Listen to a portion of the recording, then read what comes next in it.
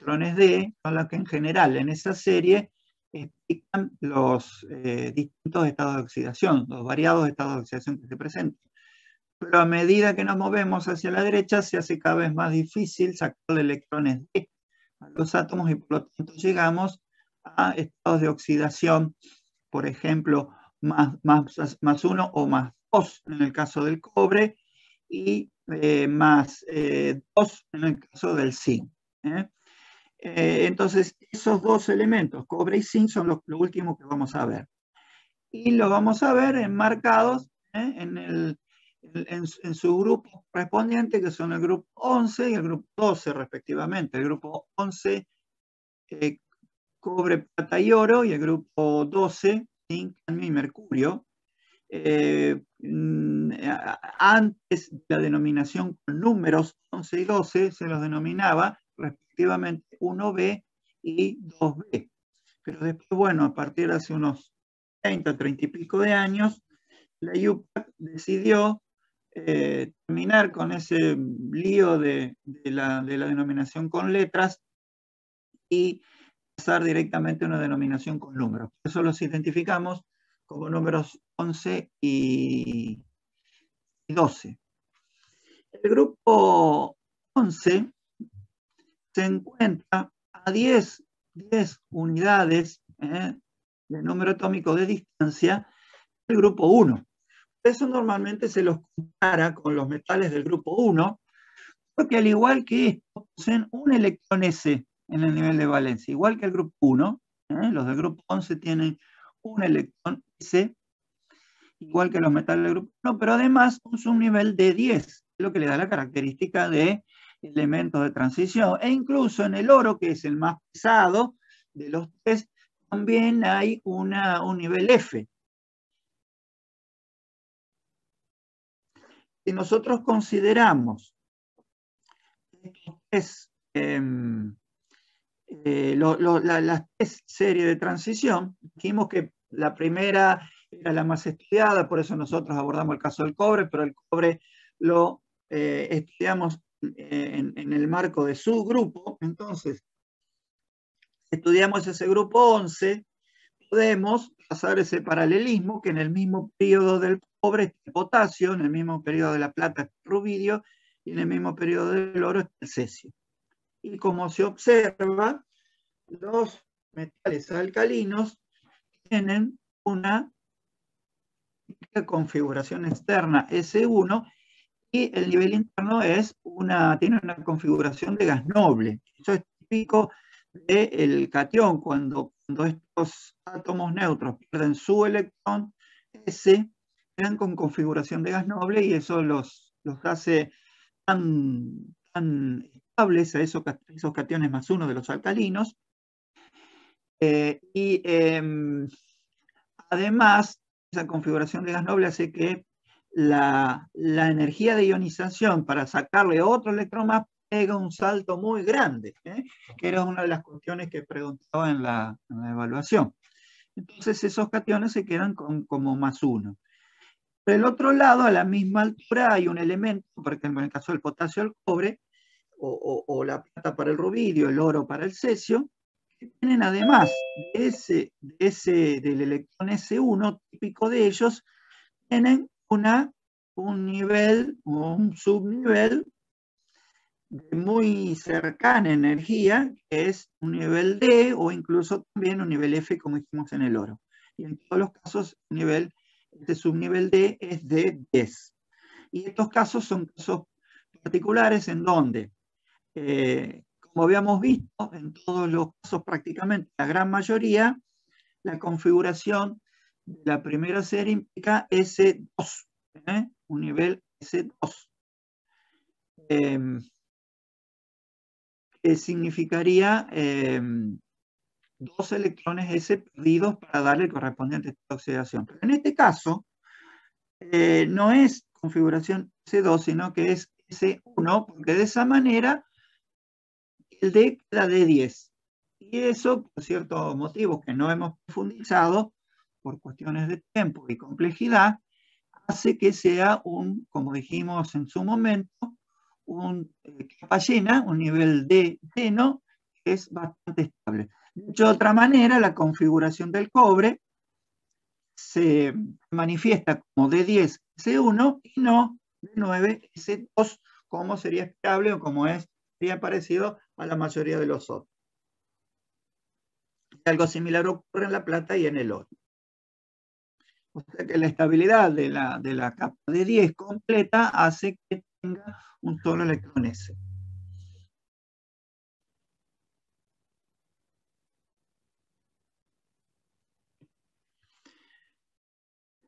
Para un mismo periodo, si nos movemos en el periodo, digamos, en forma horizontal, como sabemos que se desarrollan los periodos, cada elemento del grupo 11 de un periodo tiene una mayor carga efectiva que el elemento correspondiente del grupo 1.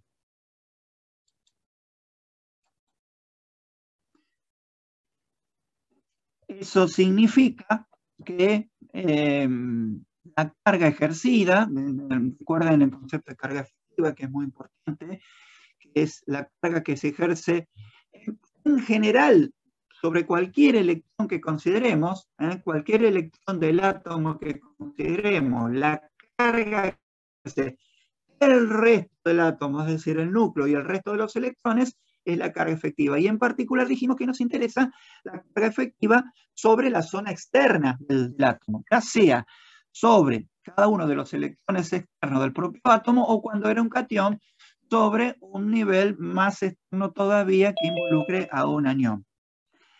Entonces, el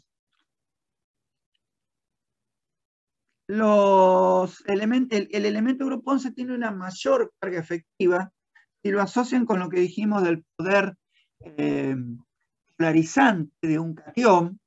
Cuando hay electrones D en una especie, un átomo o un catión, esos electrones D hacen que globalmente la nube de electrones sea poco apantallante, o sea, debilita menos debilitante del núcleo que si no existiera y por lo tanto la carga efectiva es mayor. Eso implica radios atómicos, radios iónicos menores, porque al ser mayor la carga efectiva que se ejerce sobre los electrones, el núcleo tiene más poder sobre la nube electrónica y entonces da un átomo o un ion más pequeño y primeras energías de ionización mayores que el grupo 1 porque los electrones están más retenidos. A su vez, desde el punto de ciertas otras propiedades, eso implica una mayor densidad en general, un mayor punto de fusión, mayor dureza, menor reactividad y una mayor covalencia de los compuestos, como ya habíamos visto cuando mencionamos el efecto, el poco efecto apantallante que tiene el nivel D.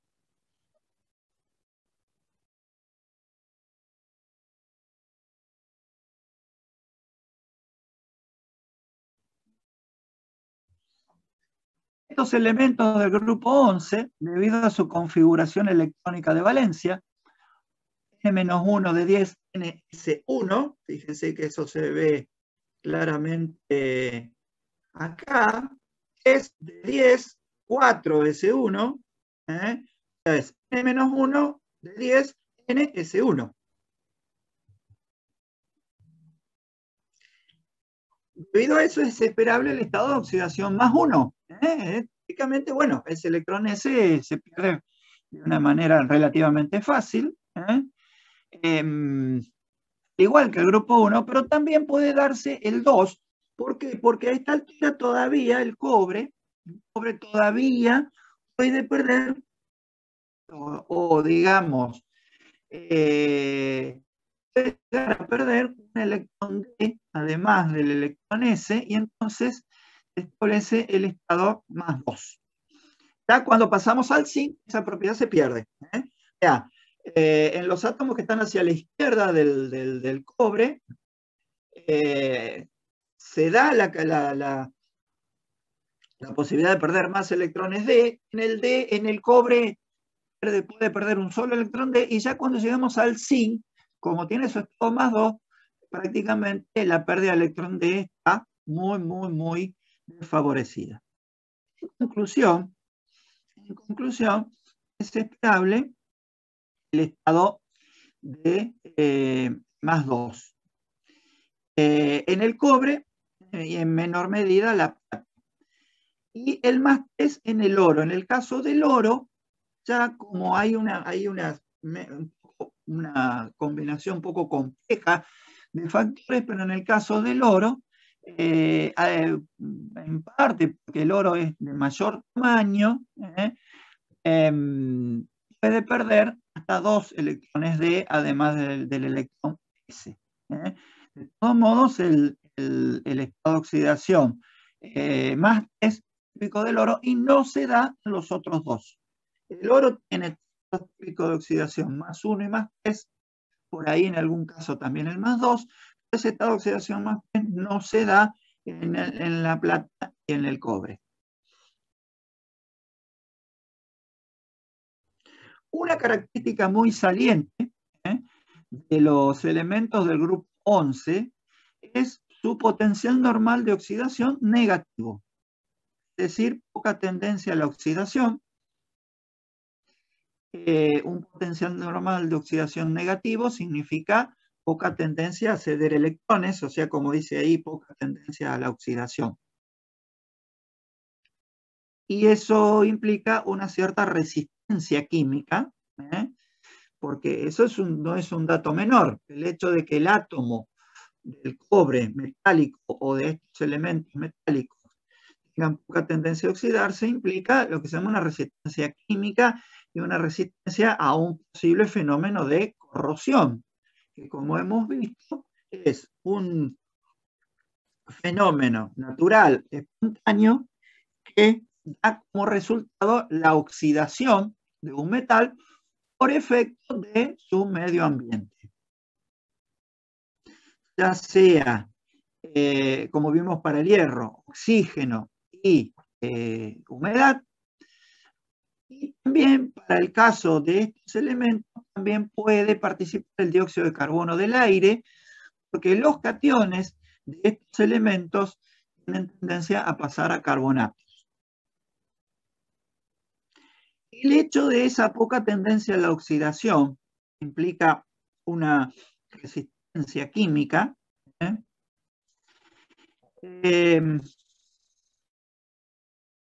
hace que a estos elementos se los haya llamado en su momento metales nobles.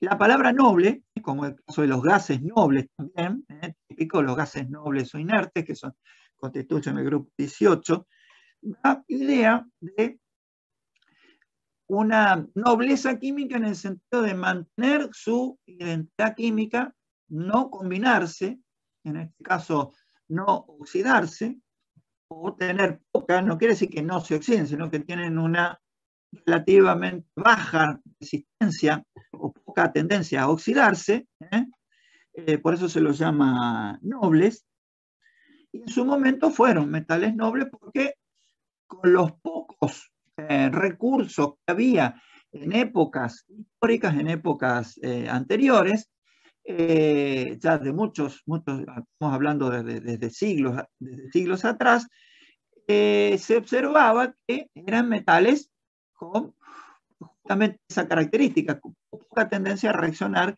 con reactivos disponibles en ese momento. Pero después, con el transcurso del tiempo y con el avance de los conocimientos químicos, se fueron encontrando reactivos que realmente pudieran reaccionar con estos metales. Y se han encontrado en la tabla periódica otros metales de las series más inferiores, como por ejemplo platino, rodio, rutenio, elementos de la zona de la segunda y tercera serie, son más nobles todavía, o sea, tienen menos tendencia a oxidarse. Típicamente el platino, por ejemplo. Entonces, a ese grupo que se fue descubriendo posteriormente, los otros metales nobles, se los llamó metales nobles simplemente, y a estos tres se los pasó a llamar metales nobles históricos, o sea, los primeros que se manifestaron como metales nobles. Esa característica de la tendencia a la oxidación tiene una consecuencia muy importante a nivel natural. En la naturaleza, estos metales se han encontrado, y en algunos lugares se siguen encontrando, en lo que se llama en estado nativo, es decir, como metales, que prácticamente no ocurre con ninguno de los otros metales. Es decir, el famoso tema de la fiebre del oro, en su momento, que ya ha adquirido aspecto de leyenda, el tema famoso de la fiebre del oro, no solo en Estados Unidos, sino en muchos lados, el hecho de tratar de encontrar a toda costa las famosas pepitas de oro, otros lugares, yacimientos donde se han encontrado plata metálica y cobre metálico, es un rasgo característico. Es decir, estos metales aparecen en ciertos lugares en la naturaleza como metales y no en el estado típico que aparece en la mayoría, que es como cationes, es decir, en estado oxidado. Por supuesto que estos también, en algunos lugares, según las condiciones en donde aparece el mineral, pueden estar como en estado combinado, como cationes, pero hay en otros lugares donde aparecen como metales nobles, como metales nativos.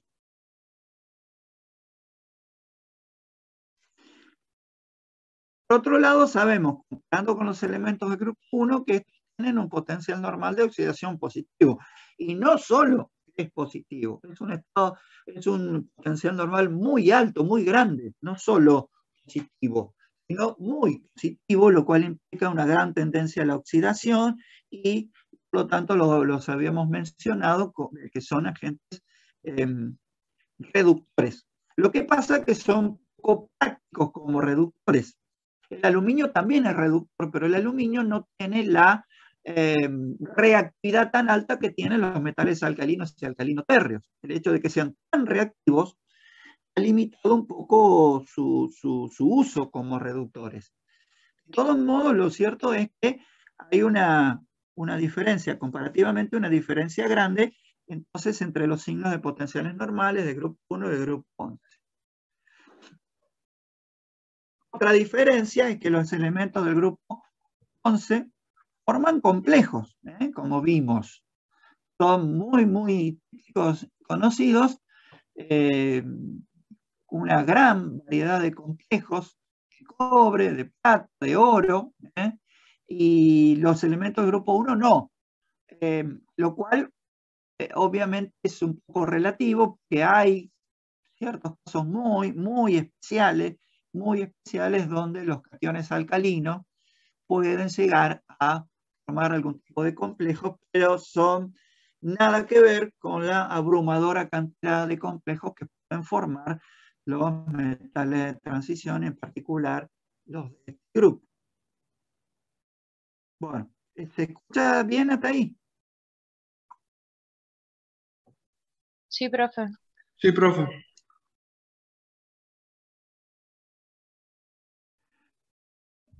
Muy bien. Eso dice acá, en virtud de lo que dijimos antes, que hablamos del estado natural, es decir, el estado en que nos encontramos en la naturaleza, en la corteza terrestre. Recuerden que decíamos la corteza terrestre es la parte de la Tierra desde la superficie hasta una cierta profundidad, que es la zona en la cual extraemos los minerales necesarios para obtener metales y otras sustancias y otros productos. Decimos que se encuentran libres, o sea, como metal, en el caso del cobre, plata y oro se encuentran en algunos casos como metal. Obviamente que con el transcurso del tiempo se han ido prácticamente agotando los yacimientos, y ahora solo en algunas partes nomás hay algunos yacimientos escasos que se siguen explotando, donde aparecen estos metales, pero obviamente se han ido ha ido disminuyendo su cantidad en la naturaleza, pero también están combinados en forma de cobre 1 o cobre 2, con generalmente como sulfuros u óxidos, sulfuros u óxidos.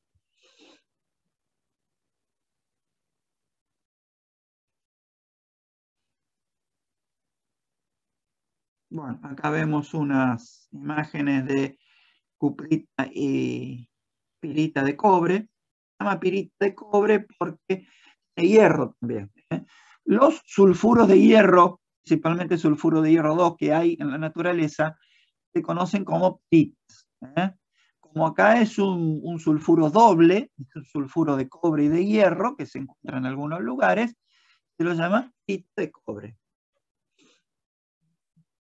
Con respecto a la obtención como método metalúrgico, recuerden, todos los métodos metalúrgicos obviamente son métodos en virtud de los cuales se pueden obtener metales en la industria.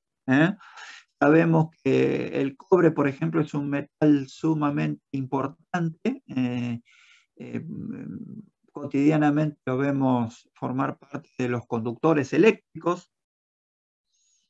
Y la obtención, acá también hacemos una salvedad, la obtención implica un método químico común. ¿Por qué decimos esto? Porque en algunos casos, como es el caso típico del aluminio, metales alcalinos y metales alcalinos térreos, principalmente los de más arriba, de los alcalinos térreos, se obtienen por electrólisis. Es necesario recurrir a electrólisis en un medio fundido, de medio electrolítico fundido. En este caso no es necesario y el proceso es químico. Y normalmente son procesos, como vimos en el hierro, que requieren altas temperaturas. Requieren altas temperaturas para favorecer cinéticamente los procesos y en algunos casos para obtener, como el caso del hierro, el metal fundido.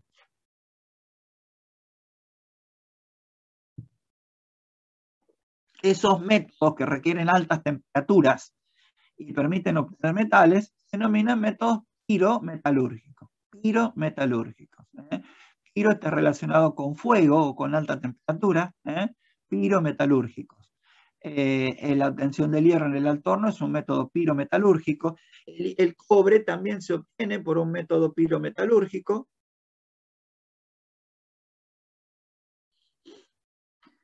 El mineral normalmente, cualquier mineral, normalmente no se procesa tal cual se obtiene de la fuente, de la mina, sino que sufre una serie de procesamientos para sacarle las impurezas, para concentrarlo, es decir, para hacer mayor la concentración del componente activo, es decir, por ejemplo, en el caso del hierro, el óxido de hierro, es decir, el componente que me interesa, que realmente va a reaccionar para dar el producto, yo trato de concentrarlo, trato de limpiar ese mineral, o sea que hay toda una serie de procesos típicos de la industria metalúrgica que implican pasar del mineral a un material apto para entrar en el proceso sí, de obtención del metal. Un mineral que se puede normalmente utilizarse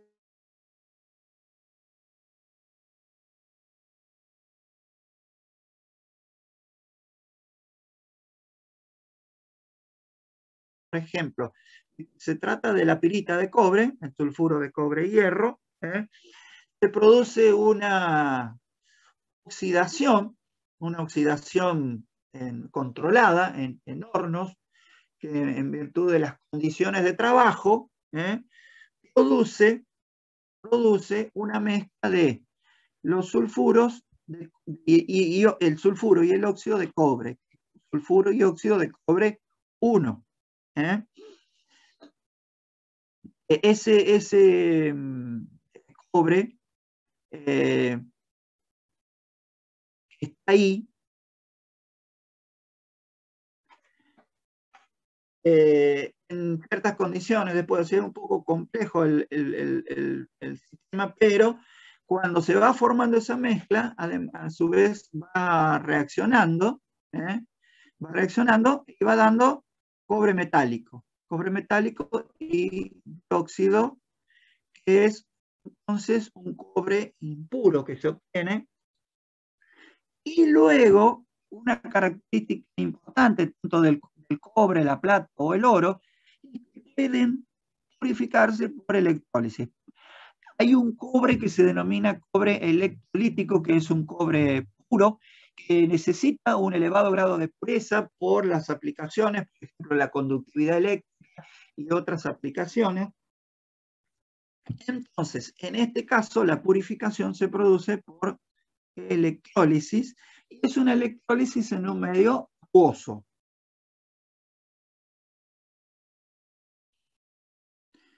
Ese metal que se obtiene es un metal, como ya sabemos, por el hecho de que se puede obtener con él hilos, son los típicos de los cables eléctricos, es un metal dúctil y maleable. Recuerden que la propiedad de dúctil de un metal implica la facilidad que tiene el metal de ser convertido en hilos, o sea, de ser estirado.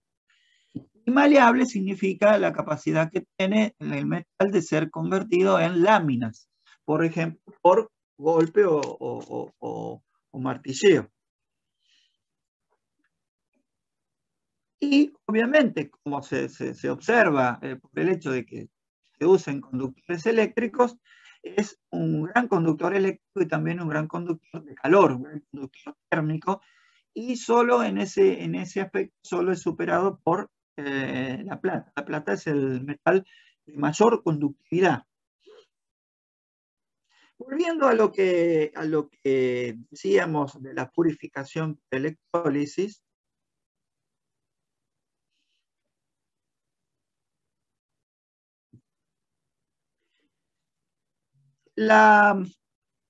el sistema de purificación por electrólisis corresponde justamente a un sistema electroquímico, como habíamos visto.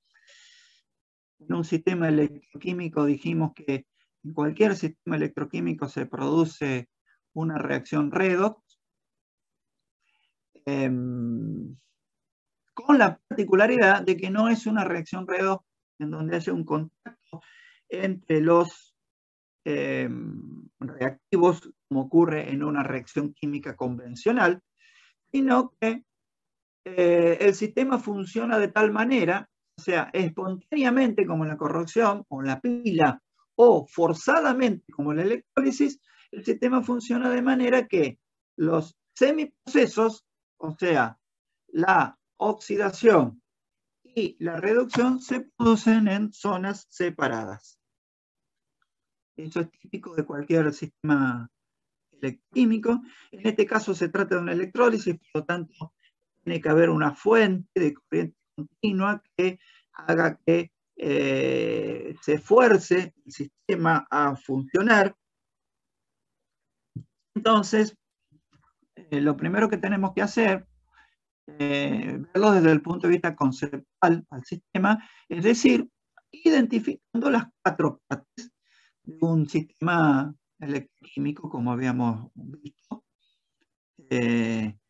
Y si ustedes se fijan en esa imagen, dirían, bueno, ¿cuáles serían las 4 partes que tenemos que identificar?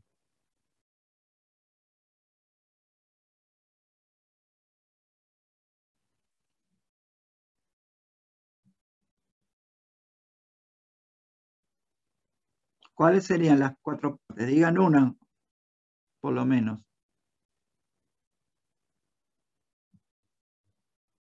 La parte del sistema electroquímico, en este caso, una electrólisis. ¿El ánodo y el cátodo? Ánodo y cátodo. Esos son 2. Ánodo y cátodo. En eso se realizan por separado, respectivamente, la oxidación en el ánodo y la reducción en el cátodo. Ánodo y cátodo, pero como siempre decimos, como obviamente no hay un contacto íntimo entre las unidades de reactivo, de manera que entre ellos puedan intercambiarse los electrones, sino que están separados las zonas, hay que completar ese sistema con otras dos partes, de manera que haya una circulación de corriente en un circuito cerrado. Y esas dos partes, bueno, serían la parte de circulación de electrones, incluye toda la parte de conductores y fuente de corriente continua. Bueno, ahí te cuenta como una batería. Una batería es una batería, por ejemplo, de auto, de moto, es una fuente de corriente continua, lo mismo que una pila común cilíndrica o una pila de botón. Todas esas son fuentes de corriente continua. Toda esa parte que constituye la fuente de corriente continua y los conductores que la vinculan a esa fuente con los electrodos, toda esa parte es sería la tercera parte, y ahí en esa parte circulan electrones, lo mismo que en el cátodo y en el ánodo. Y después la cuarta parte es la solución electrolítica, el medio electrolítico, que en este caso es acuoso. No hay problema que sea acuoso, porque obviamente al ser metales nobles, evidentemente no tienen prácticamente reacción con el agua, cosa que no podemos implementar con aluminio o metales alcalinos o alcalino-térreos, porque son fuertemente reductores y en contacto con un medio acuoso. En esta solución hay cobre 2. Ya de entrada, normalmente es una solución de sulfato de cobre 2. Se la acidifica, fíjense que acá dice ácido sulfúrico, es ligeramente acidificada también para dar un pH bajo, facilita el hecho de que no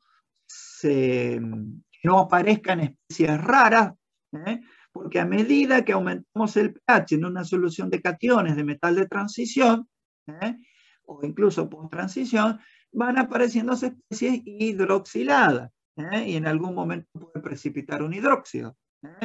Recuerden que para precipitar los hidróxidos de los cationes de transición, ¿qué hacemos? Lo más directo que es agregar una solución de hidróxido de sodio, como era el ejemplo de la evaluación del sábado. Entonces, ya de entrada se coloca sulfato de cobre y un poco de ácido sulfúrico para mantener un pH bajo, es decir, que en la solución hay cobre 2. Entonces esto funciona, y bien, obviamente hay que tener cuidado y tener precaución de que se verifiquen todas las variables de funcionamiento óptimas del sistema. De todo modo, el funcionamiento es simple.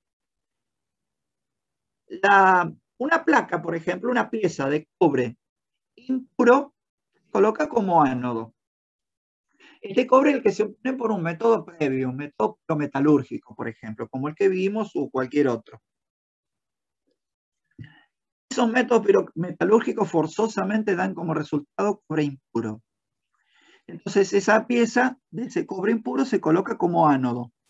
¿Eso qué significa? Si es ánodo, en el ánodo hay oxidación. Entonces, el cobre metálico del ánodo se oxida a cobre 2 y pasa a la solución. Y en el otro, que es el cátodo, tiene que haber reducción. ¿Y qué reducción va a haber? Nada más ni nada menos que la del cobre 2, que es la solución. Ya sea un cobre 2 que estaba en solución, el sulfato de cobre del medio electrolítico, un cobre 2 que provino de la oxidación del ánodo. Entonces, ese cobre 2 se deposita en el cátodo. Y se va depositando como cobre puro. ¿Por qué? Porque se ha separado las impurezas. Las impurezas quedan en el ánodo. Y el cobre, como pasó a cobre 2, después va al otro electrodo, se separa de las impurezas. Es un método de separación. Y fíjense cómo acá está un poco exagerado para el ánodo del cátodo. Fíjense cómo el ánodo se va desgastando porque va perdiendo cobre, y el otro se va engrosando porque va ganando cobre. Y en algún momento el ánodo, como va perdiendo cobre, empieza a perder un poco de su integridad metálica y se va un poco como desgranando, desintegrando y va formando un depósito que se llama barro anódico. Y en ese barro anódico puede haber, por ejemplo, plata 1, que por ahí puede procesarse para obtener plata metálica. Bueno, este es un detalle. El detalle de los barros anódicos es simplemente eso, un detalle. Lo importante es que hay una transferencia, en definitiva, hay una transferencia de cobre del ánodo donde está amplificado al cátodo donde está puro. Por lo tanto, lo que ocurre es en la oxidación en el ánodo de cobre a cobre más 2 y en el cátodo el proceso inverso de cobre más 2 a cobre sólido. En definitiva, la ecuación global, ¿cuál sería? Cobre impuro a cobre puro.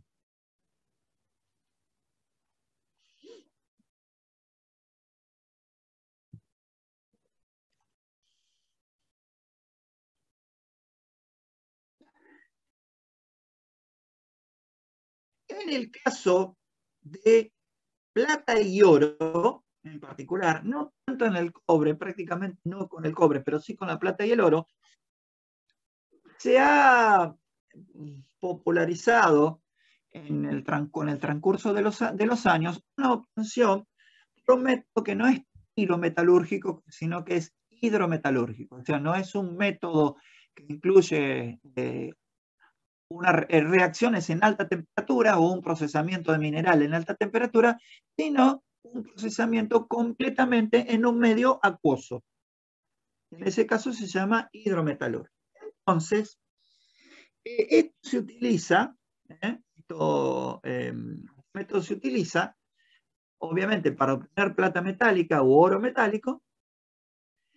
No puede utilizarse a partir de compuestos, o sea, donde tenemos plata 1 u oro 3 u oro 1, o sea, donde el metal está oxidado, o también muestras de minerales en donde hay plata u oro metálico, que ya no se presenta en forma de pepitas, sino que está a lo mejor incrustado en forma de muy, muy pequeños cristalitos, entonces es muy difícil separarlo mecánicamente, entonces se lo hace a través de este procedimiento. Este procedimiento también sirve no solo para los compuestos originales, minerales, sino para también minerales que tengan plata u oro metálico muy finamente dividido.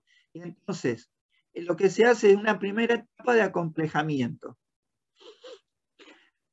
El catión plata o el catión oro se acomplejan, debido a que ambos tienen una muy, muy alta capacidad para acomplejarse con ligando ciano, complejo con cianuro, para dar complejos ciano, por ejemplo, en este caso dicianoargentato 1, y luego simplemente lo que hay que hacer es recuperar la plata metálica con un reductor que funcione reduciendo la plata 1 que está complejada para dar plata metálica. Por ejemplo, zinc, un reductor barato, relativamente barato.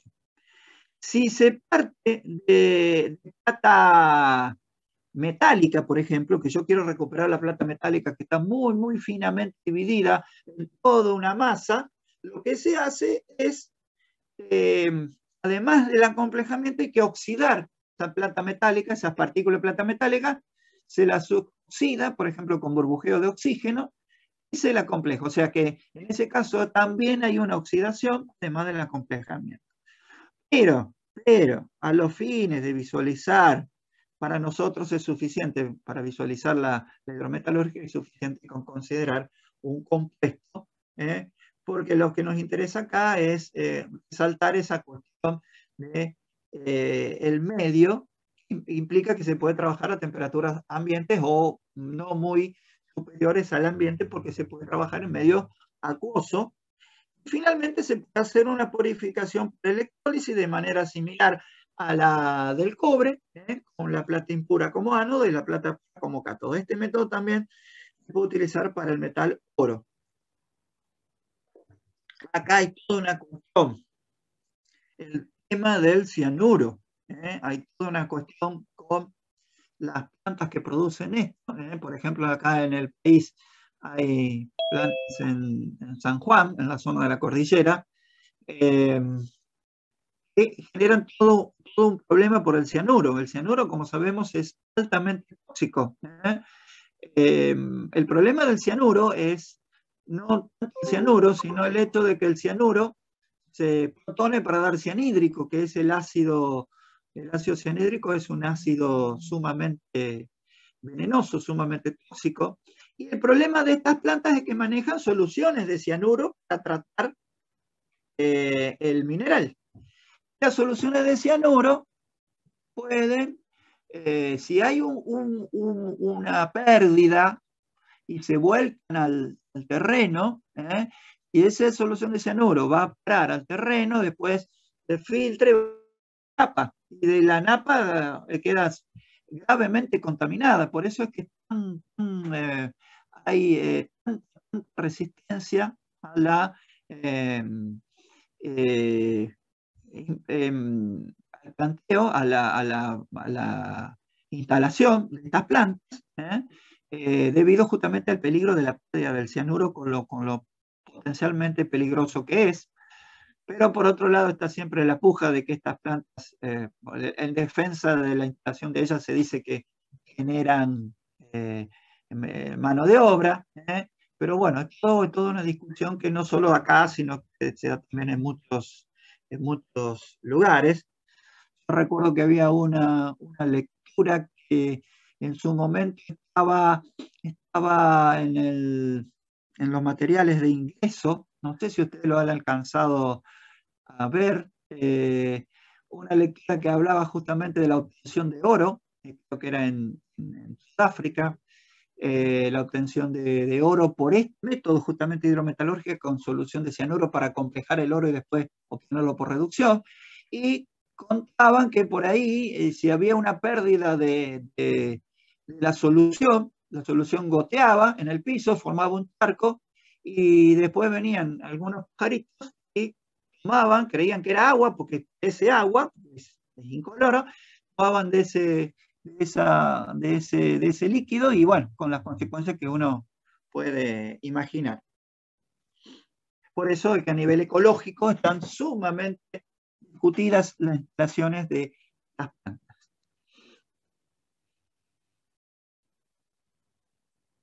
A propósito del tema de la química verde, si vos recordás, Ariadna, que hablamos la otra vez en la consulta, está relacionado con esto.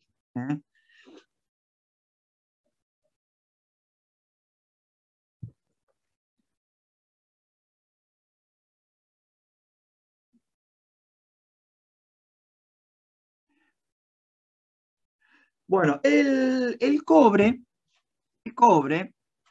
tiene, como dijimos, una gran resistencia o poca tendencia a oxidarse. Aún así, el aire húmedo, es decir, la combinación de oxígeno con humedad ambiente, como vimos en el caso del hierro, que en el caso del hierro es sumamente crítico, puede producir algún deterioro, pero además de la concurrencia o de la ocurrencia o de la participación de oxígeno y agua, también tiene importancia el dióxido de carbono como tercer elemento participante de esa corrosión, o tercer sustancia participante de esa corrosión, porque el dióxido de carbono disuelto en la humedad, en el agua que cubre o que circunstancialmente puede tocar a ese metal, al cobre, el dióxido de carbono se disuelve y tiene un equilibrio. Ustedes saben que produce hidrógeno, carbonato y carbonato. Es decir, en una solución de dióxido de carbono hay equilibrio de acidez que producen hidrógeno, carbonato y una segunda disociación que produce carbonato. De otra manera, el hecho de que el dióxido de carbono se disuelva en esa fase líquida implica la presencia de carbonato, aunque en concentraciones bajas. Ese carbonato ayuda a que el cobre se oxide por efecto del oxígeno disuelto en el agua. Ayuda, ¿por qué? Porque capta los cationes, o sea, va captando los cationes, entonces va formando carbonato. En realidad es un carbonato básico, es decir, es un hidróxido carbonato, o sea, un carbonato que tiene carbonato e hidróxido también como aniones, pero en definitiva la presencia de ese carbonato es un tercer componente que ayuda a la oxidación, que es bastante poco favorable, entonces la presencia de carbonato la hace más favorable, y entonces esos carbonatos, que como dicen acá forman una capa verde, dan esa famosa pátina de la que tienen las piezas de cobre o de bronce, que es una aleación de cobre y estaño. Normalmente se cubren con una pátina que se llama, o con un recubrimiento de color verdoso, muchas veces, o verde azulado. Bueno, esos son los carbonatos, principalmente carbonatos básicos, que se forman como consecuencia de la corrosión de esa pieza, pero el hecho de la formación de carbonato nos dice que el carbonato ayuda a que esa corrosión sea favorable.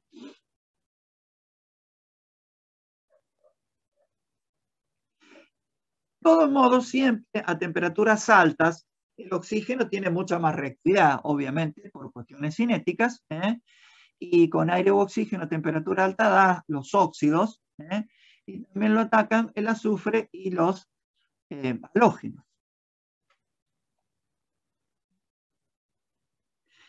Vimos cuando el estudio del ácido nítrico como un oxidante típico y tan emblemático, vimos que el ácido nítrico lo oxida, al igual que el sulfúrico concentrado. El sulfúrico concentrado implica la acción oxidante principal del hidrógeno sulfato, y el ácido clorhídrico en ebullición. Pero en ese caso hay una cuestión no tan simple, porque el hidrogenión solo, como vimos, que el potencial del cobre, el potencial normal de oxidación del cobre es negativo, el hidrogenión solo no puede, entonces el cloruro también ayuda ahí un poco para acomplejar, entonces dar otra transferencia más, si lo vemos desde el punto de las transferencias, una transferencia adicional que hace más favorable ese proceso.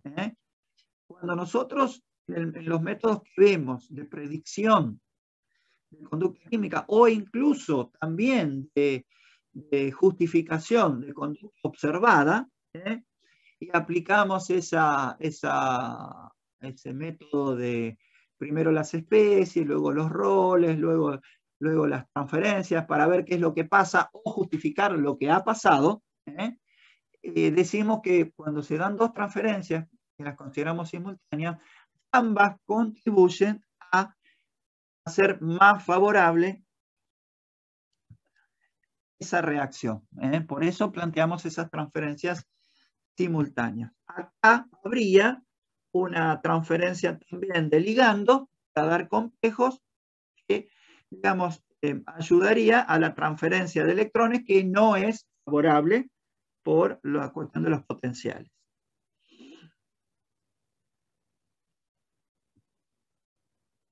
Es típico el uso en conductores de corriente eléctrica,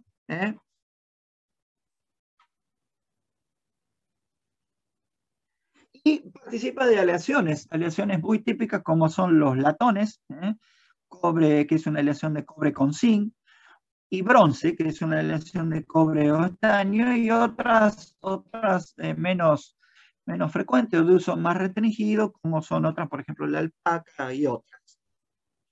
Y también, como buen metal de transición, el cobre metálico o algunos de sus compuestos pueden tener funciones o capacidades catalíticas en algunos tipos de reacciones. Y en equipos intercambiadores de calor, en donde sea necesario una buena conductividad térmica, también en ciertos casos se utiliza el cobre. Aunque obviamente en muchos casos se lo ha reemplazado por acero inoxidable. Bueno, eso en general en cuanto a propiedades, lo que vimos en propiedades químicas en general. Con respecto más específicamente a los compuestos que forma el cobre, dijimos que se presentan dos estados de oxidación típicos, +1 y +2. El estado +2 es el más común, el más típico, el que nosotros hemos encontrado, por ejemplo, en una sustancia como el sulfato de cobre 2, es una sustancia de uso muy común y muy común en el laboratorio también. El estado de oxidación +2 es el más común. Y el +1 también se da, existe, pero es estable en ciertas condiciones. ¿Por qué? Porque el cobre 1, como acuo complejo, es decir, cuando nosotros ponemos un catión de transición y no ponemos ningún ligando en especial, en medio acuoso, lo estamos considerando como acuo complejo. El cobre 1 como acuo complejo, es decir, en ausencia de otro ligando en el que tenga más afinidad, ese cobre 1, ese hexacuo cobre 1, sufre dismutación, o sea, autorredox o desproporción redox. Es decir, la autorredox también se denomina, como ustedes saben, desproporción redox, y también hay otro nombre que es dismutación redox. Estos tres nombres se utilizan para la autorredox. Ustedes observan el diagrama de Latimer, el diagrama de potenciales normales.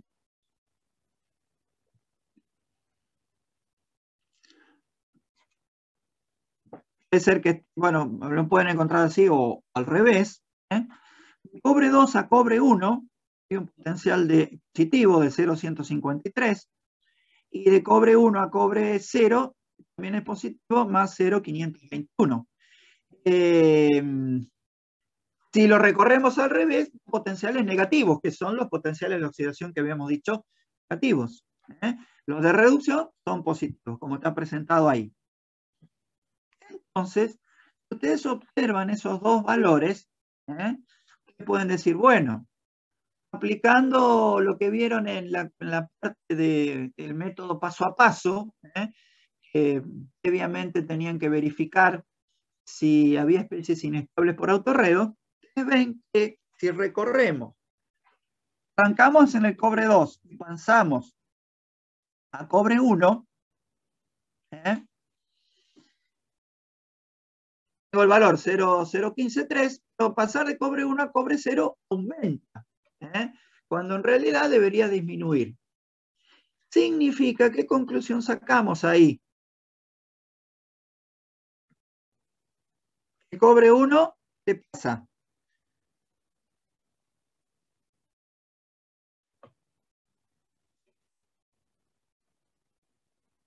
Es inestable. Es inestable por autorredox. Esa conclusión sacábamos y ese cobre 1 no lo consideramos. Por eso es que siempre que tenemos la oxidación del cobre, por ejemplo con ácido nítrico, ¿a qué lo oxidábamos? Al cobre 2. Directamente ignorábamos el cobre 1 porque el cobre 1 es inestable.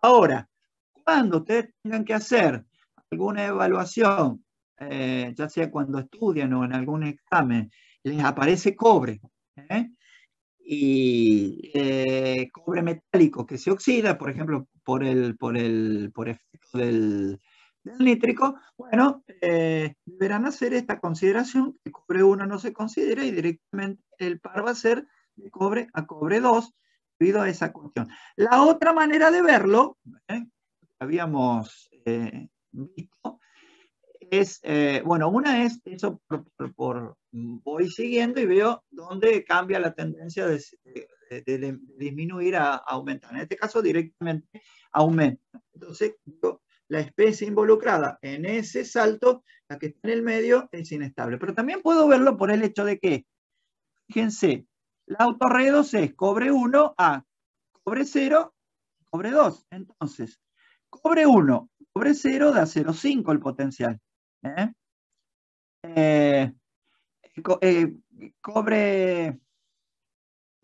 Cobre 1, cobre 0 da 0,5. Y cobre 1 a cobre 2 da menos 0,15. La suma da positivo.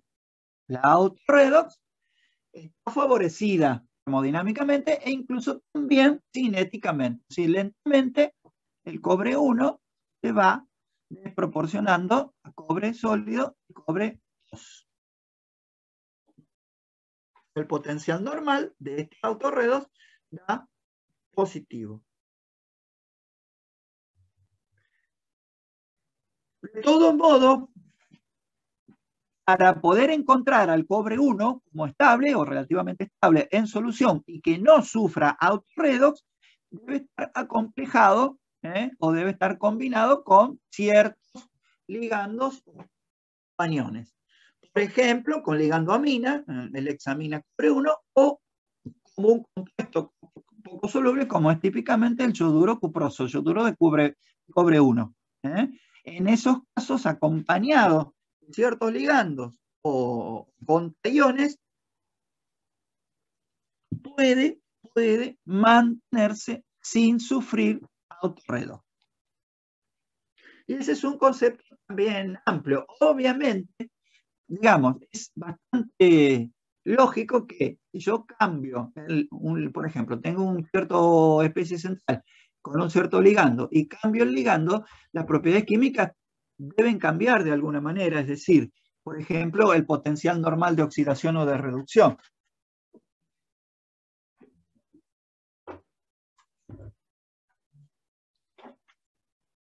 De modo que, si una especie, por ejemplo, como pasaba como vimos con cobalto 2 y con cobalto 3 y con cromo 3, por ejemplo, una especie con cierto ligando, por ejemplo, un ligando aqua, de ciertas características, por ejemplo, un oxidante muy fuerte, con otro ligando puede ser que no lo sea. Y en este caso, el cobre 1 con ligandos aqua, es decir, el ex aqua cobre 1 es inestable por autorredox, pero con otro ligando, como es amina, es estable.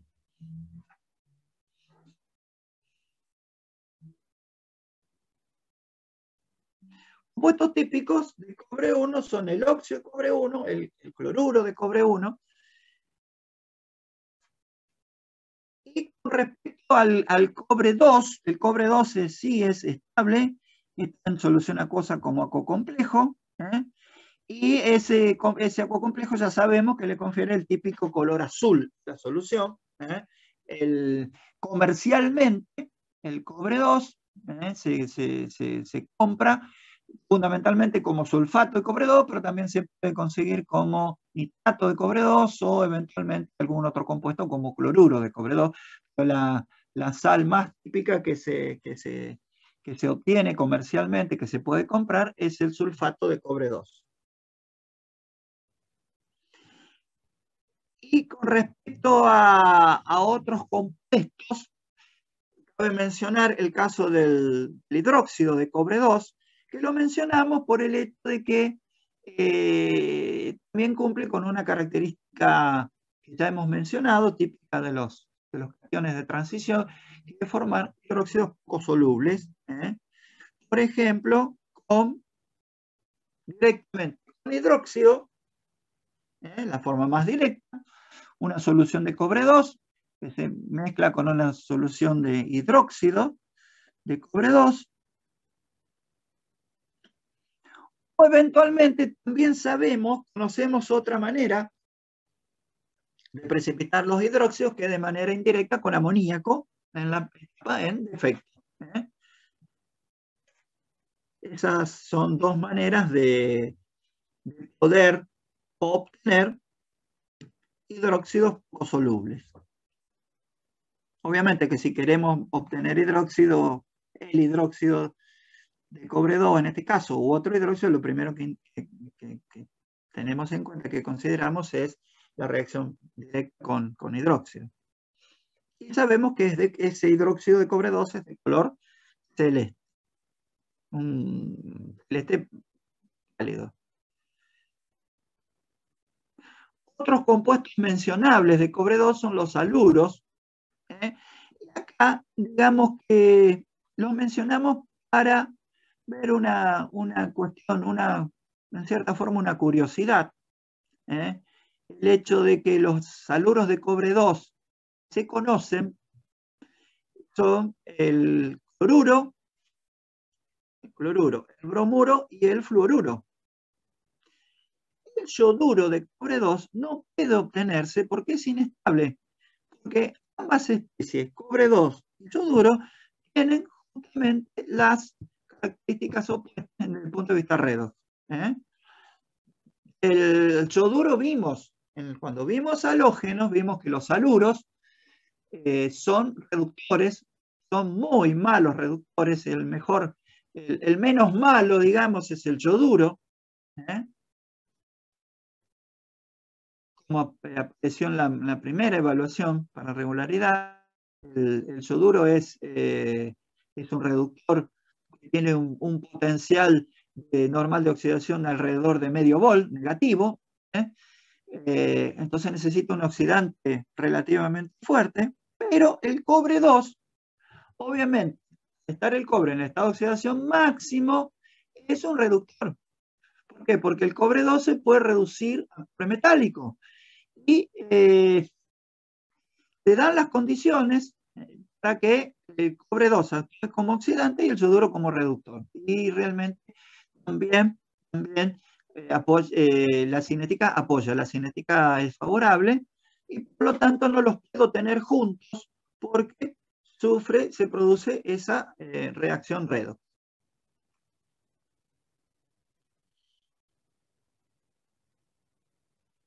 Otro compuesto que podemos mencionar, simplemente más que nada para recordar, para ir asociando cosas que hemos visto anteriormente, es el sulfuro de cobre 2, que puede precipitarse con sulfuro de hidrógeno, como apareció en la primera evaluación.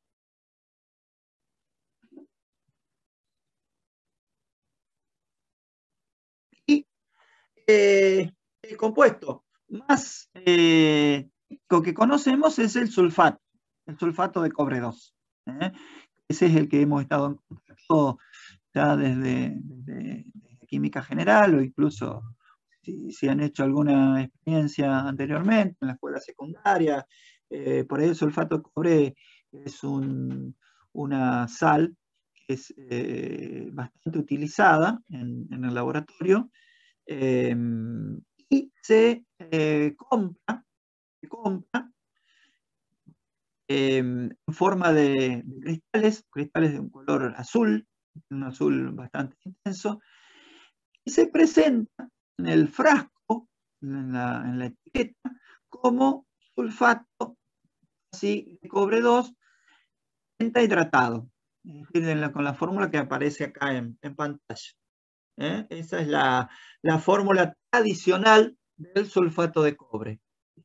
Lo cual me indica que en esa sal, a ver si vemos acá, por ejemplo, ahí vemos cristales obtenidos bastante grandecitos, ahí vemos otros cristales. En esa sal del sulfato de cobre hay en la red de iones intercalados de una determinada manera moléculas de agua, que son aguas de hidratación, son aguas que están atraídas por los cationes y aniones, están intercalados en la red iónica en una proporción que por cada un cobre 2 y un sulfato, que es la relación de cation-anión, hay 5 de agua. O sea que hay 5 de agua por cada unidad de sulfato de cobre 2. Pero resulta que como los cationes de transición tienen una tendencia importante a combinarse con ciertos ligandos, dicho de otra manera, a formar complejos, y el agua es un potencial ligando, llamado aqua. En realidad, estos cationes de transición, o incluso en algunos casos de transición, una parte al menos de esas moléculas de agua suele estar como ligandos, y otra parte suele estar como agua de hidratación. Recuerdan lo que habíamos dicho, las aguas de hidratación tienen una interacción electrostática, es decir, por cargas de distintos signos. Las aguas que actúan como ligandos aqua tienen una interacción principalmente covalente con el catión central. De modo que en este caso, esa parte de moléculas de agua son cuatro moléculas de agua que son de coordinación, o sea, son ligandos. Y la quinta sí es de hidratación. Dicho de otra manera, en la realidad tendríamos cationes aqua cobre 2, o sea, aqua cobre 2, aniones sulfato y una proporción de una molécula de agua por cada uno de ellos en la red cristalina. Lo cual se manifiesta en cierta manera en ese dibujo. Fíjense, vemos al cobre 2 rodeado de 4 moléculas de agua como ligandos aqua. Acá aparece una molécula de agua, más allá de la forma que tenga, tenemos que distinguir 4 aqua como ligandos y una molécula de agua intercalada entre los iones. A su vez se cree que los sulfatos, como tienen grupos oxo, tienen alguna interacción también en las posiciones verticales de los acuacomplejos de cobre 2, tienen alguna interacción, pero sí se tiene certeza de que la distancia del oxígeno con que el sulfato interacciona y la distancia de los ligandos aqua es diferente. Si los oxígenos de la posible interacción de los sulfatos están más lejos, o sea, a mayor distancia que los ligandos aqua, por eso los ligandos aqua se consideran como verdaderos ligandos.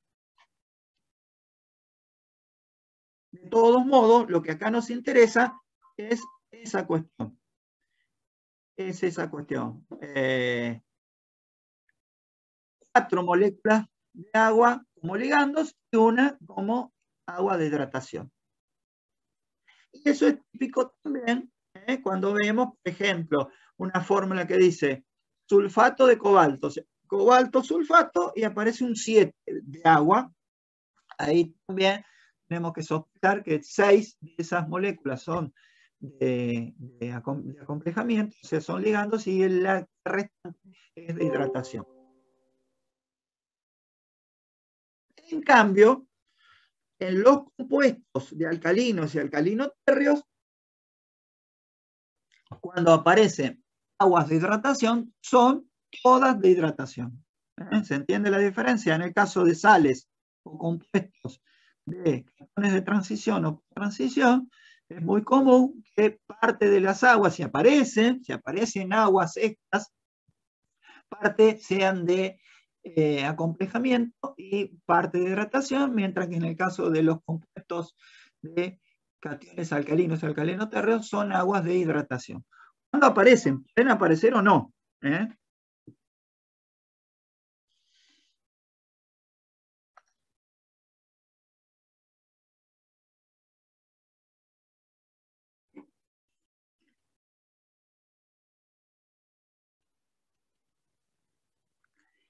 Y tiene usos industriales bastante interesantes, por ejemplo, fungicidas. En varios casos se lo utilizan como fungicida en las piletas de natación, incluso para conferir ese color celeste. En una concentración no muy alta se le agrega a las piletas de natación para actuar como fungicida. Fungicida quiere decir que elimina hongos, y a su vez le da un tono celeste al agua. Bueno, con respecto al grupo 12, en el grupo 12 tenemos como elemento cabeza de serie al zinc. El zinc acompañado hacia abajo por el cadmio y el mercurio. Habíamos dicho que el zinc, por estar en el extremo de la primera serie, en el extremo derecho de la primera serie, tiene una configuración de 10, o sea, 3D10, 4S2. O sea, el zinc en estado 0 es de 10 y el zinc más 2 es de 10 también, y por lo tanto, según la clasificación o el criterio riguroso, no se lo consideraba tanto un elemento de transición, sino más bien un elemento más parecido a un alcalino térreo, por ejemplo. Pero, de todos modos, nosotros, con un argumento muy simple, que es el hecho de que vemos que el zinc forma complejos, por ejemplo, y para nuestro uso, el zinc lo hemos considerado también como elemento de transición. Los elementos del grupo 12, al igual que los del grupo 11, pueden compararse, pero en este caso con los alcalino-térreos. O sea, poseen 2 electrones S en el nivel de valencia, igual que los metales del grupo 2, que son los alcalino-térreos, pero además un subnivel de 10, de manera muy similar a lo que vimos con el grupo 11. En el mercurio también aparece un nivel F14. En este caso vemos una similitud con lo que veíamos antes, pero en este caso son 2 electrones en el nivel S.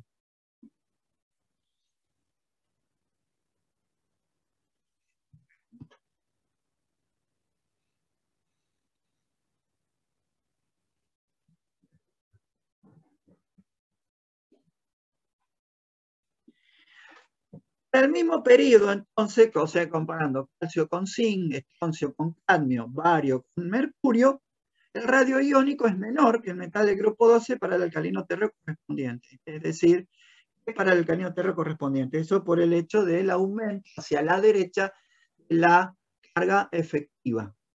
La carga efectiva tiene en la tabla periódica un aumento general de izquierda a derecha.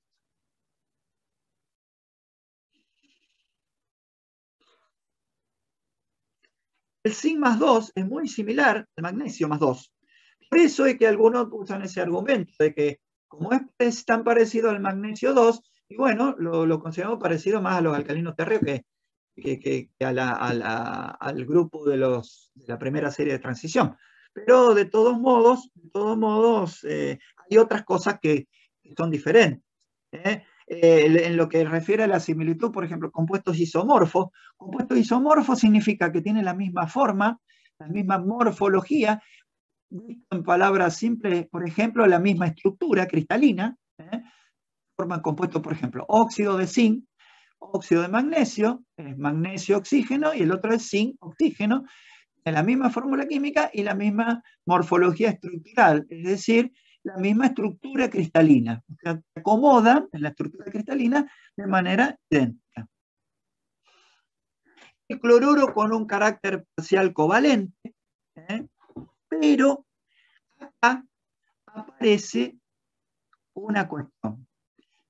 Cloruro, lo que significa esto que cloruro de magnesio y cloruro de zinc tienen como similitud un carácter parcial covalente. Lo mismo se da para los bromuros y ioduros. Pero en el caso del magnesio, o el magnesio más 2 no tiene electrones D,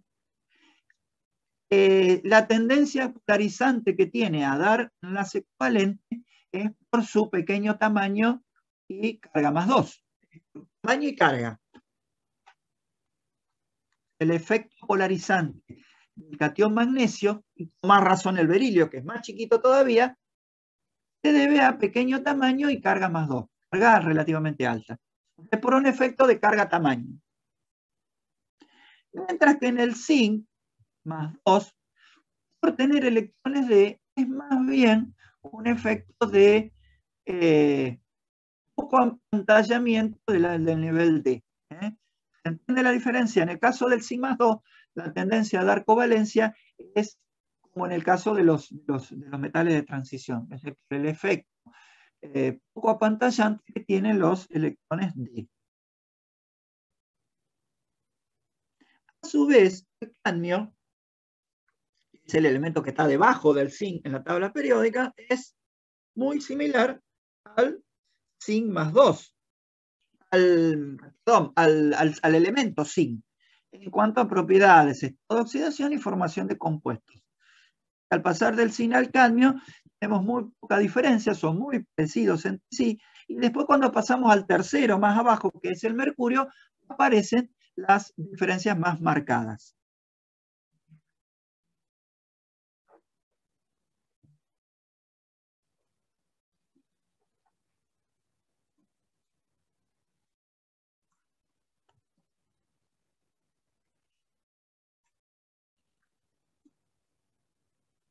Incluso en los minerales donde aparece zinc, también aparece cadmio, las similitudes que hay entre ambos. Con respecto a propiedades físicas, tienen menores puntos de fusión, puntos de ebullición, conductividad eléctrica y conductividad térmica que los correspondientes del grupo 11. O sea, por ejemplo, la conductividad eléctrica es muy, muy superior, la de cobre, plata y oro, que la de los elementos correspondientes del grupo 2. El zinc y el cadmio son sólidos y el mercurio tiene la propiedad de ser un metal que se presenta en condiciones ambientales como líquido. No hay una forma simple de explicar por qué el mercurio es líquido, sino que para eso hay que recurrir a ciertas cuestiones históricas que no vamos a desarrollar acá, pero básicamente sería que cuando se aplican las ecuaciones que describen los átomos, recuerda la ecuación de Schrödinger y otras ecuaciones que obtienen funciones de onda que caracterizan a los orbitales y todo eso, cuando se tiene la ecuación esa, en el caso del mercurio, que es un metal pesado, o sea, es de los tres el de mayor número atómico, el de mayor masa atómica, hay que modificar esa ecuación. O sea, la ecuación no es la misma que cuando el átomo es livianito. Entonces, al modificar la ecuación, introduciendo ciertas modificaciones, se encuentra que el átomo del elemento mercurio se comporta diferente. O sea, se explican esas diferencias, entre ellas el hecho de que sea estado líquido. Dicho de otra manera, si aplicamos es la ecuación de Schrödinger, igual que para los otros, se obtiene un resultado que no coincide con la evidencia experimental. Si la aplicamos con correcciones, se pueden explicar las propiedades, como ser, por ejemplo, el estado líquido.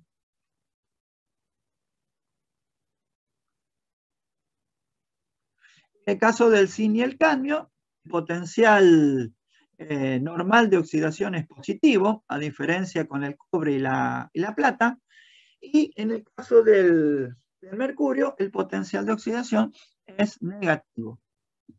Eso también es una consecuencia del hecho de que el mercurio sea un metal especial dentro del grupo. El zinc y el cadmio, dice, no son transicionales. Bueno, esto aclaramos, ¿no es cierto? No son transicionales de acuerdo al criterio estricto. Estrictamente no son transicionales, según ese criterio que habíamos visto. Pero nosotros lo consideramos como elemento de transición, pero al igual que el mercurio y los metales de transición forman complejos, y eso es que lo consideramos transicionales, con amoníaco, cianuro, cloruro, es decir, compuestos amina, compuestos ciano, compuestos cloro, el tetraamina, zinc 2, por ejemplo, el tetraciano, zinc 2, son tetraédricos, el tetracloro, zinc 2, perdón, tetraclorozincato 2, tetraciano zincato 2, son dos tetraédricos, lo mismo que el tetramina zinc 2, son tetraédricos.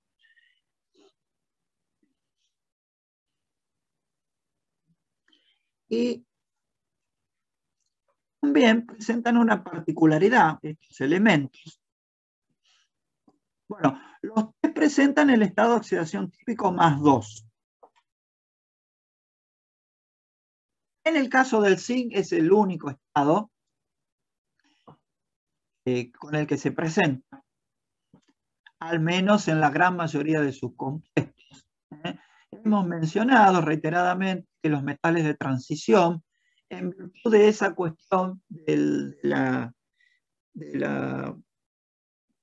poca brusquedad de variación, es decir, la variación suave, pasar de una energía de ionización a la otra, pueden presentar distintos estados de oxidación, algunos de manera más difícil que otra.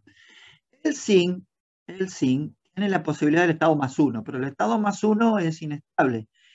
Y el +3 para arriba está desfavorecido por las energías de ionización, que son crecientes. De todos modos, es típico de los metales de transición que hay algún estado de oxidación que nunca se ha manifestado, nunca se manifiesta en algún compuesto, con algún ligando en particular, con algún contraión en particular, pueda llegar a existir. Pero eso es con algún ligando en particular, es un caso muy específico. Eso pasa con el zinc +3. O sea, se han encontrado un complejo de zinc +3, que lo ha incluso caracterizado y se ha corroborado que el estado de oxidación es +3, pero es en una situación extremadamente especial, en un caso muy especial. Lo mismo el cadmio es +2, el mercurio es +2, pero además, especialmente en el caso del mercurio, se presenta el estado +1. Es decir, en el caso del mercurio, el estado +1 es más estable para los otros dos elementos, pero con la particularidad, y esto lo traemos a colación no como una cuestión de agregar más cosas, sino para sacarle un rédito desde el punto de vista químico, la particularidad es que no se presenta el catión mercurio +1, como podríamos tener, por ejemplo, un catión sodio +1 o potasio +1.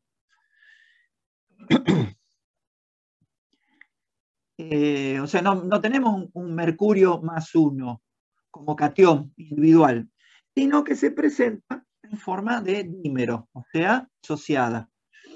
En vez de tener un mercurio +1, tenemos dos mercurios unidos con carga +2. En realidad son dos cationes mercurio +1 unidos entre sí.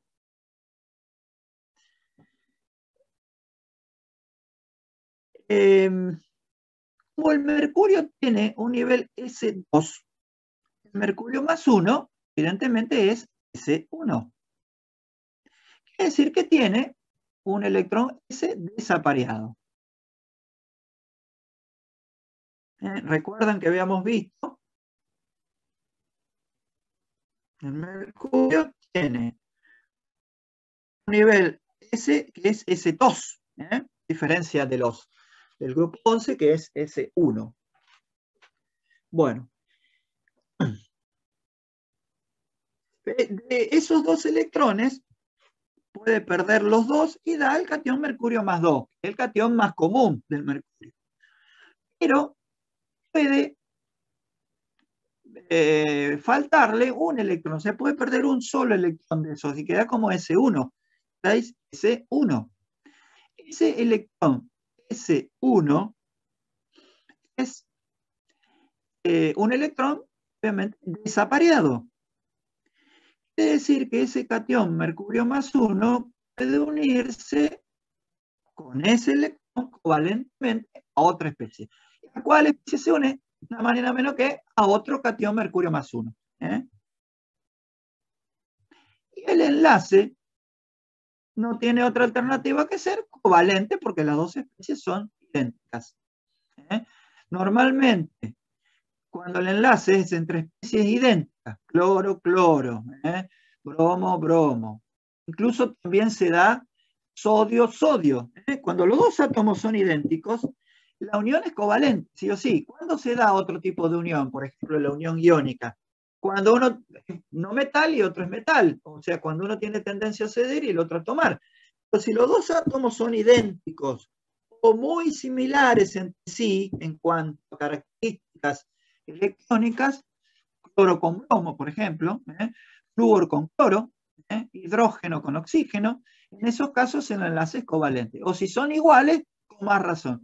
En este caso, dos cationes mercurio más 1 se pueden unir mediante un enlace simple a través de ese electrón desapareado. Ese electrón.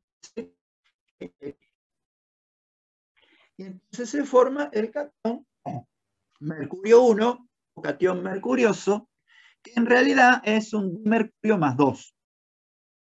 Son dos cationes más 1 unidos entre sí mediante ese enlace covalente simple que mencionamos.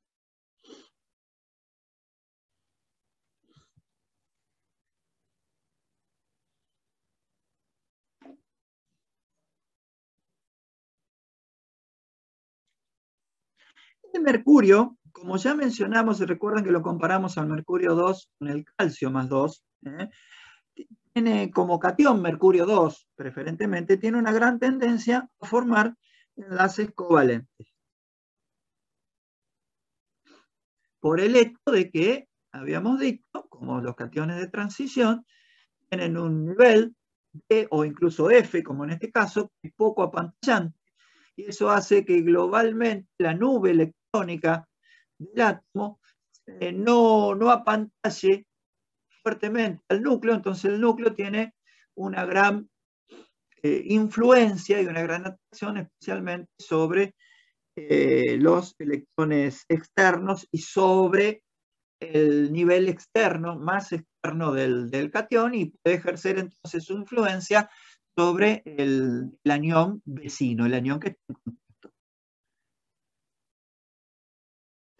Esa gran tendencia a formar enlaces covalentes es lo que lo hace tan tóxico al mercurio 2. Mercurio 2, y también en su medida cadmio más 2, no tanto el zinc más 2, porque el zinc más 2 es un elemento que se llama un oligoelemento esencial, o sea, tiene ciertas funciones en el organismo, pero el cadmio más 2, y muy especialmente el mercurio más 2, son tóxicos para el organismo. ¿Qué significa tóxico? Bueno, simplemente que el hecho de, al entrar en contacto con partes orgánicas, pueden generar algún tipo de inconveniente o deterioro, son perjudiciales. El mercurio más 2, por su capacidad de formar enlaces covalentes, tiene la propiedad de unirse a ciertas proteínas o a ciertos grupos esenciales para la vida, y entonces produce un envenenamiento o una contaminación. Hay un caso típico que siempre que se habla de ecología y de contaminación ambiental se menciona como un caso típico, que es el de la bahía de Minamata en Japón, donde había una o más empresas que vertían productos residuales, residuos de sus operaciones, que contenían mercurio 2, entonces eso hizo que las poblaciones costeras de esa bahía tuvieran serios, gravísimos inconvenientes por la contaminación con el mercurio que se vertía a la bahía. Es un famoso caso de la bahía de Minamata por contaminación con mercurio, y de esa manera tuvieron que tomar medidas sumamente drásticas para que eso no continuara. Este es el efecto que tiene. Enlaza muy fácilmente, en forma covalente, a ciertos componentes biológicos de los organismos vivos, incluidos nosotros mismos, que hacen que sea un tóxico, un metal sumamente tóxico, es lo que se denomina metal pesado. Por el lado del zinc, un poco más específicamente, normalmente se presenta combinado. El mineral principal es la blenda de zinc, sulfuro de zinc 2 simplemente, o simplemente sulfuro de zinc, eventualmente también como carbonato. Utilizan métodos convencionales para la obtención del metal, por ejemplo, a partir del sulfuro de zinc, se lo pone en contacto en hornos de aire caliente, el oxígeno lo oxida los dos, al zinc, oxida al sulfuro, lo oxida a dióxido de azufre, y el zinc 2 queda como óxido de zinc también, y luego por algún método de reducción que involucra reductores convencionales, como ser carbono o monóxido de carbono, se obtiene el zinc sólido. Pero también hay una alternativa, todo está en función de las disponibilidades que hay en un determinado lugar, se puede usar otro método. El óxido de zinc se obtiene de la tostación del mineral, en vez de reducirlo directamente para dar zinc metálico, se lo disuelve en una solución de ácido sulfúrico. Obviamente, como ustedes saben, el protón del ácido sulfúrico protona al ion óxido y libera el catión zinc. Y luego esa solución que tiene catión zinc se electroliza de manera de depositar ese zinc más 2 en un cátodo como zinc metálico. Es lo que se llama una deposición metálica, lo mismo que en el caso de la purificación, pero en ese caso, en el caso del cobre, por ejemplo, que hablamos de la purificación, en ese caso es para purificar. En este caso es directamente para obtener el zinc metálico depositado en el cátodo a partir del zinc más 2 que viene de la disolución del óxido de zinc. Y acá ustedes ven que no está puesto acá, pero dijimos que el sulfuro se oxida a dióxido de azufre. Bueno, el dióxido de azufre, ese dióxido de azufre, ¿a dónde le parece que se mandará? ¿A qué se mandará? ¿A qué proceso se enviará el dióxido de azufre que surge acá en la corriente gaseosa de la tostación? ¿A la obtención de qué? ¿De cuál sustancia? ¿Ácido sulfúrico? Ácido sulfúrico, exactamente. La obtención de ácido sulfúrico, por eso estas plantas son plantas integradas, son plantas que tienen la tostación, por un lado la tostación, y por otro lado después, por un camino va para el lado de la obtención de zinc, por el lado del óxido de zinc, y por el lado del dióxido de azufre va a la obtención de ácido sulfúrico. Todo en una planta integrada. En varios lugares se utiliza de esa manera, incluso acá en la provincia de San Lorenzo, en Sulfacit, se trabaja de esa manera, una manera similar a esa. Es un metal lustroso, significa un metal plateado, brilloso, brillante, porque los metales en general tienen la característica de reflejar la luz, son reflejantes de la luz y por eso aparecen como brillosos, como lustrosos, como dice ahí. Bueno, presenta un empaquetamiento hexagonal compacto. Bueno, eso es una tipo de estructura cristalina. El empaquetamiento hexagonal compacto es un empaquetamiento donde los cationes de la red metálica están muy compactados, es decir, con pocos espacios vacíos.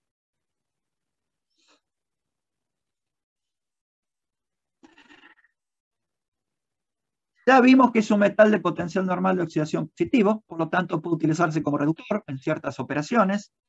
Hay pregunta, bueno, ¿se desprenderá hidrógeno gaseoso al hacerlo reaccionar con hidrogenión y con hidróxido? El tema del desprendimiento con hidrogenión ya se vio en química general y se vio acá en hidrógeno y oxígeno, también el caso de hidróxido, y la respuesta es sí, en ambos casos se produce, como se vio en la parte de hidrógeno y oxígeno acá. Y también tiene una reacción, aunque lenta, con los componentes principales del aire, oxígeno y agua, y dióxido de carbono también tenemos que agregarlo. El dióxido de carbono también es un componente que con el transcurso en los últimos siglos se ha ido acumulando por el tema de la combustión, de la actividad industrial. Pregunta, ¿qué ocurrirá con nítrico que es molar? Eso también lo hemos visto. Repásenlo. Y en caliente las reacciones se aceleran. Todas las reacciones que sean sólido-gas, sólido-sólido, fundamentalmente, sólido-gas, sólido-sólido, incluso algunas gas-gas también, son mezclas de gases, todas esas reacciones normalmente se favorecen cinéticamente trabajando a temperaturas altas o relativamente altas. En este caso con oxígeno, dimetálico con oxígeno es sólido-gas, con azufre es sólido-sólido, y con halógenos también es sólido-gas, o sólido-sólido si es el yodo, o sólido-líquido si es bromo. Pero en todos esos casos la idea general es que el aumento de temperatura favorece cinéticamente la reacción. Vimos que un uso que tiene es la protección del hierro contra la corrosión, como ánodo de sacrificio, si ustedes recuerdan, o también como una cobertura que se llama galvanizado. El hierro galvanizado, lo que se llama la chapa zincada, o la cobertura de zinc, también es una forma de protegerlo por una protección anódica. Forman los latones, como vimos, con cobre. Y el óxido de zinc, bien puro, bien purificado, es un óxido que tiene un color blanco, muy fuerte, muy puro, y se utiliza para pinturas. Lo mismo que el dióxido de titanio. El óxido de zinc y el dióxido de titanio son componentes muy utilizados en las pinturas blancas. Tienen un color blanco muy puro. En cuanto a compuestos, el estado de oxidación típico es el +2. El óxido de zinc tiene un carácter parcialmente covalente. Eso también está relacionado con el hecho de que sea anfótero. Es decir, el zinc puede funcionar como sitio ácido Lewis y la parte de óxido puede funcionar como sitio básico Lewis. El hidróxido también es anfótero. Es uno de los dos casos típicos de anfoterismo junto con el hidróxido de aluminio. Acá pregunta, ¿se solubiliza en solución de amoníaco? Eso como un ejercicio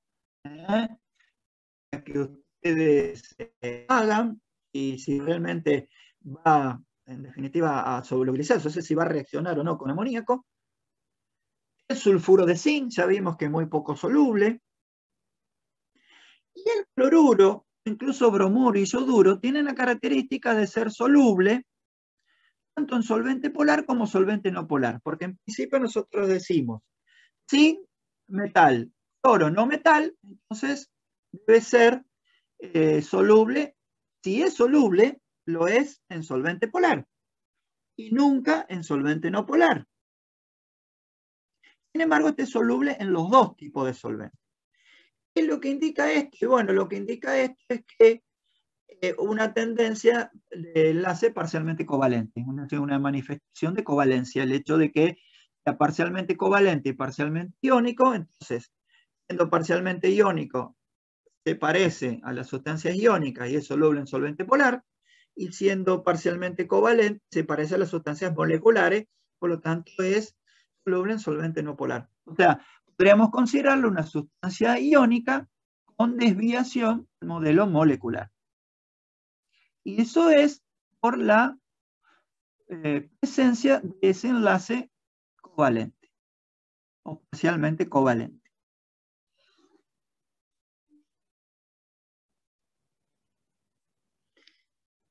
Las sales disponibles, como es para muchos cationes de metales de transición, son el sulfato y el nitrato. Para muchos cationes, estas dos sales son las más fácilmente obtenibles, las más baratas y las más disponibles, las más accesibles para comprar sales de cation zinc 2 en el comercio. Son obviamente fuentes de zinc más 2, que normalmente estas sales suelen ser solubles.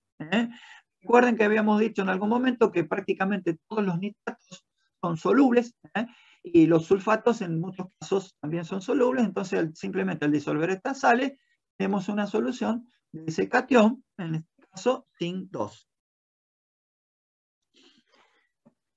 A su vez, bueno, hemos mencionado también en reiteradas oportunidades una característica que el zinc 2 comparten con sus compañeros de serie de transición o de metales de transición, es el hecho de formar complejos con amoníaco, con cianuro, aluros, etcétera, como habíamos mencionado, el tetramina zinc, el tetracianozincato 2, el tetracloro zinc 2, también con bromuro, con yoduro, forman compuestos complejos tetraédricos, y forma con otros ligandos, puede formar también complejos octaédricos. Bueno, entonces